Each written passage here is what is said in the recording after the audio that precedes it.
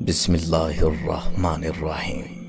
اللہ کے نام سے شروع جو بڑا مہربان نہایت رحم والا ہے۔ ایک بادشاہ نے ایک دن اس خواہش کا اظہار کیا کہ محل میں اتنے سارے عقل مندوں کے ساتھ ایک بے وقوف بھی ہونا چاہیے جو سب کے لیے تفریح کا باعث ہو۔ چنانچہ بڑی کوششوں کے بعد ایک بے وقوف کا انتخاب ہوا اور اس کے لیے ایک خاص قسم کا تاج بنوایا گیا۔ بادشاہ اس سے روزانہ چند ایک سوالات پوچھتا اور بے وقوف کے جوابات سن کر بادشاہ اور درباری خوب ہنستے۔ وقت گزرتا گیا اور ایک دن بادشاہ سخت بیمار ہو گیا، یہاں تک کہ طبیبوں نے جواب دے دیا۔ بادشاہ نے اپنی تکلیف دور کرنے کے لیے اپنا آخری وقت بے وقوف کے ساتھ گزارنے کا فیصلہ کیا اور اس کو طلب کر کے کہا کہ آج تم سوال کرو، میں جواب دیتا ہوں۔ بے وقوف نے سوال کیا، آپ اپنی موت کے بعد کہاں تشریف لے جائیں گے؟ بادشاہ نے جواب دیا، اپنے مالک کے پاس۔ بے وقوف کا اگلا سوال تھا، آپ وہاں کتنے دن رہیں گے؟ بادشاہ نے کہا، ہمیشہ ہمیشہ کے لیے۔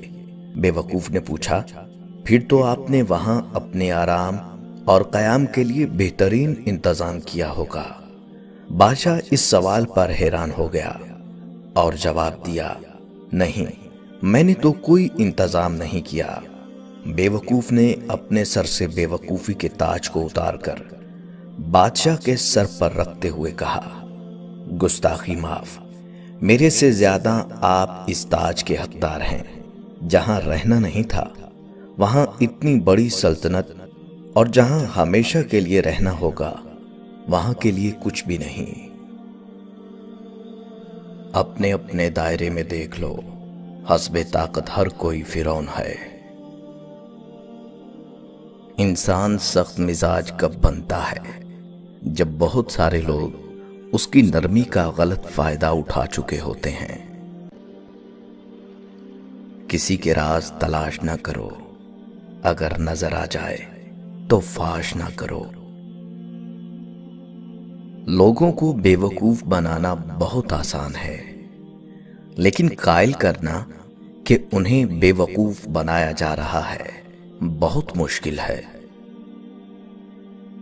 کبھی اپنی چال کا اعلان مت کرو جب تک تم اس کو چل نہ لو۔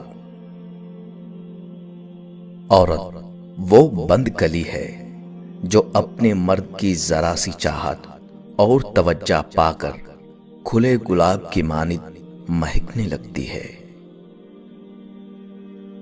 دشمن کو اپنی کامیابی سے مارو اور اپنی مسکراہٹ سے دفناؤ۔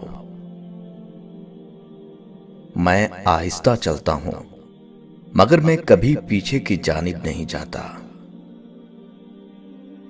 جب تم ہمت ہارنے لگو تو سوچنا کہ تم نے شروع کس وجہ سے کیا تھا۔ ان لوگوں پر زیادہ توجہ دیا کرو جو تمہاری جیت پر تالیاں نہیں مارتے۔ زندگی پانی کے بلبلے کی طرح ہے، نہ جانے کب ہوا نکل جائے کچھ پتہ نہیں۔ اگر خوش ہو تو آہستہ سے ہنسا کرو تاکہ غم نہ جاگ جائے، اور اگر غمگین ہو تو آہستہ رویا کرو تاکہ آنے والی خوشی کہیں نا امیدی میں نہ بدل جائے۔ تمہاری ہر وہ جیت اصل میں ہار ہے جس کا مقصد کسی کو نیچا دکھانا ہو۔ 3 چیزیں احتیاط سے اٹھانا چاہیے، قلم، قدم اور قسم۔ خوش ہونا ہے تو تعریف سنیے اور بہتر ہونا ہے تو تنقید سنیے۔ لفظوں کے بھی ذائقے ہوتے ہیں، بولنے سے پہلے چکھ لیا کریں۔ اپنے اپنے دائرے میں دیکھ لو، حسب طاقت ہر کوئی فرعون ہے۔ اپنے دل کو اس وقت تک توڑتے رہو جب تک یہ کھل نہ جائے۔ کپڑے انسان کے بدن کو ڈھانپتے ہیں اور گفتگو انسان کی شخصیت کو۔ اگر اللہ پہ چھوڑا تھا تو پریشان کیوں، اور اگر انسان پر چھوڑا تھا تو حیران کیوں؟ جو عبادات اخلاق اور کردار پر اثر انداز نہ ہو سکیں وہ مشقت کے سوا کچھ نہیں۔ اس دوست کا گلہ کر رہے ہو جو دھوکہ دے گیا، گلہ اپنی عقل کا کرو جو دھوکے باز کو دوست سمجھتے رہے۔ اقوال عقل مندوں کے لیے ہیں، نادانوں کو ان سے کوئی فائدہ نہیں۔ دنیا میں آنا آسان ہے لیکن اس سے چھٹکارا پانا مشکل ہے۔ جہاں صداقت اور خلوص نظر آئے وہاں دوستی کا ہاتھ بڑھاؤ، ورنہ تمہاری تنہائی ہی تمہاری بہترین دوست ہے۔ وہ کرو جو صحیح ہے، نہ کہ وہ جو آسان ہے۔ اپنی آواز اونچی مت کرو، اپنی دلیل کو بہتر کرو، اور لوگوں کے غلام مت بنو جب اللہ نے تمہیں آزاد پیدا کیا ہے۔ جو آدمی ارادہ کر لیتا ہے اس کے لیے کچھ بھی ناممکن نہیں۔ سائل کو خالی نہ لوٹاؤ، کیونکہ یہ اللہ کا تم پر کرم ہے کہ اپنی مخلوق کو تمہارے دروازے پر بھیجتا ہے۔ دنیا کے سبھی لوگ خوبصورت ہیں، بدصورتی ہمارے رویوں اور سوچ میں ہے۔ نیچے گرنا ایک حادثہ ہے، نیچے رہنا ایک مرضی ہے۔ اچھی گفتگو کرنا اچھے خون کی پہچان ہے۔ دوسروں کے ساتھ زیادہ تر وہ لوگ نیک سلوک کرتے ہیں جو خود بھی مشکل وقت گزار چکے ہوں۔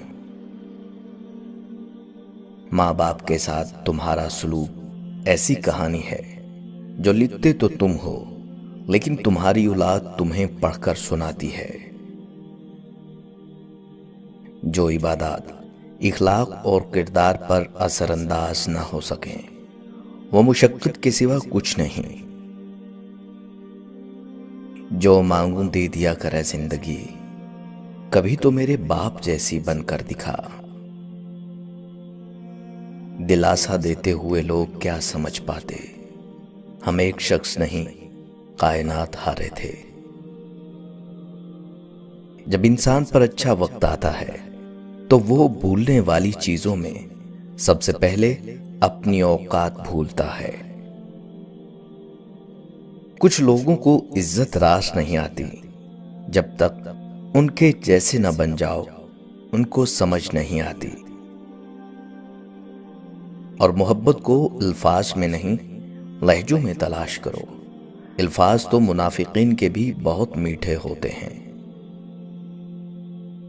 میں آج تک اپنی خاموشی پر نہیں پچھتایا، جب بھی پچھتایا اپنے بول پر پچھتایا۔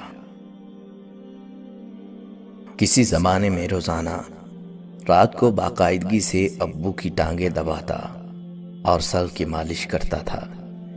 پھر لیپ ٹاپ اور اینڈرائیڈ موبائل آیا اور اس فریضے کو گویا بھول ہی گیا۔